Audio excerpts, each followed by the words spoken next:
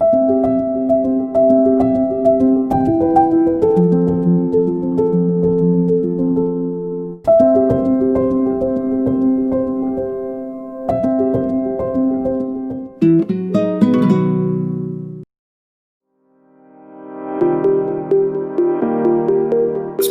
of leadership is not one size fits all.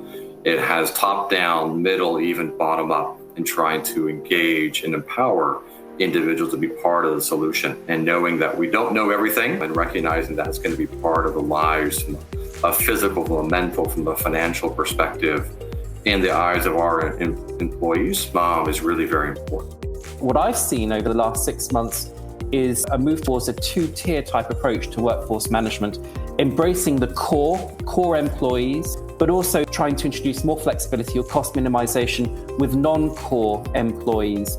So I think there's something here about well-being and understand how we're treating these different segments and what we want from them, but at the same time, a strategic perspective from companies in order how to manage that and how to manage that cost base, but equally how to maintain productivity at this really difficult time.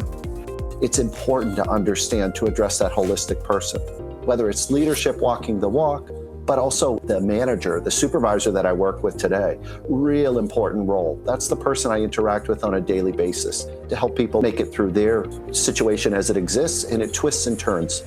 We spent the last 18 months working on what our post-2020 strategy would be. And in the people pillar of that strategy, one of the biggest focuses for us was management. How do we train managers to be really effective, to be able, as Erica says, to raise the issues that people feel aren't commonly raised by managers, and to support staff and their teams in an individual way rather than en masse is a big piece of work that we are starting to put together in terms of our development and talent management offering. We've hidden the personal side of our lives, and COVID changed that. So my hope is that this leads to a permanent change of employees being willing to bring their whole self to work. And I think because that ends up being good for all of us as people, but as we've talked about today with all this data, it's really important for business.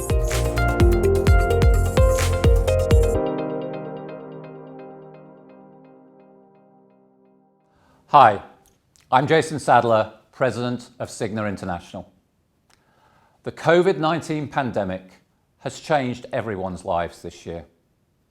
As a global health services company with customers around the world, we've been working hard to support our customers and our people throughout this year.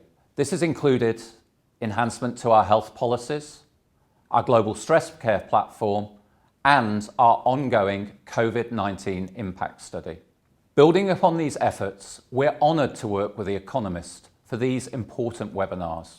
The future well-being of the workforce, managing what matters most. I'd like to thank Neka Kondu and David Humphreys for their excellent facilitation of these panels, which covered a breadth of topics centred around how the pandemic has changed people's attitudes towards health and work, and what business leaders can do to support their employees while still driving longer-term success. One thing that both panels agreed upon, which is probably the silver lining from the crisis, is that COVID-19 has accelerated a major shift in how organisations look at employee well-being. This is a subject that companies must address when tackling both the short-term needs arriving from the pandemic, but also strategizing for the longer term. The panelists, Yingwan from DBS and Sunil Satur from Gojek, highlighted the importance of overall employee well-being during this period, especially when it comes to mental health. It was also fascinating to hear their examples of how they've addressed pressing challenges such as the need to quickly shift to work from home and the need to address health concerns amongst their staff. I also enjoyed the tips from Doris Soman-Poor of Human Capital Leadership Institute, which she shared about the positive health and well-being outcomes that can be achieved by investing in learning and development. And also by extension, Madeline Sadler from the International Rescue Committee, who talked about how they have invested in training for their managers to enable them to better support their teams are actually spread through a variety of countries across the globe. Erica Keswin's observations that some companies are designating certain days of the year for employees to focus on their own personal wellness struck me as a potentially positive trend from this highly unusual year. The other thing that came through was the importance of communication during these highly uncertain times. I thought Jonathan Trevor from Said Business School at the University of Oxford put it best. Employees can handle bad news much better than we think they can. What they can't handle is no news. Finally, it was great to hear about the need for us to remain human, despite the adversity. This was explained by Dr. Dawn Sue and Dr. Daniel Ober, or as Erica Keswin entitled her Wall Street Journal bestseller, Bring Your Human to Work.